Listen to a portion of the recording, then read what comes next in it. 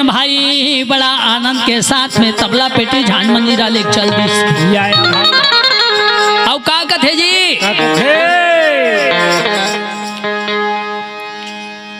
अब तो बाजत आनंद बधाई गिरौदपुरमा होत आनंद बधाई।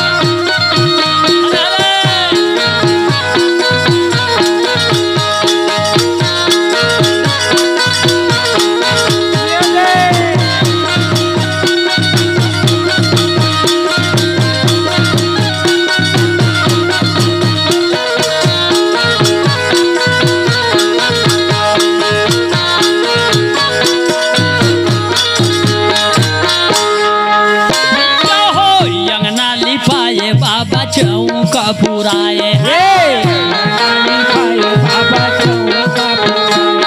हो अंगना लिपाए बाबा चौका पुराए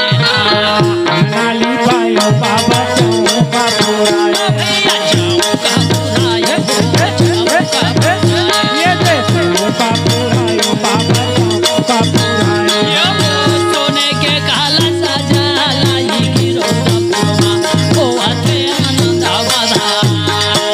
ये दे बाजा दे आनंद बधाई बाबा के घर में होत आनंद बधाई। अरे बधाई हो बाबा के घर में होत आनंद बधाई। ये बधाई गुरु के घर में होत आनंद बधाई। कोनो संतो गाना गावे बाजाला बजावत संता गाना गावे बाजाला बजावत कोनो संत गाना गावे बाजल बजावत नहीं आवत सुपल ठठावत। अच्छा अरे खुशहाली में काला नहीं बजाही जी। कोनो लोटा बटकिल बजावत है हाँ कोनो सुपल बजात है खुशहाली मारेगा। कोनो लड़का पीठ लग ठोकत है हाँ वो सही बात है। कोनो संतो गाना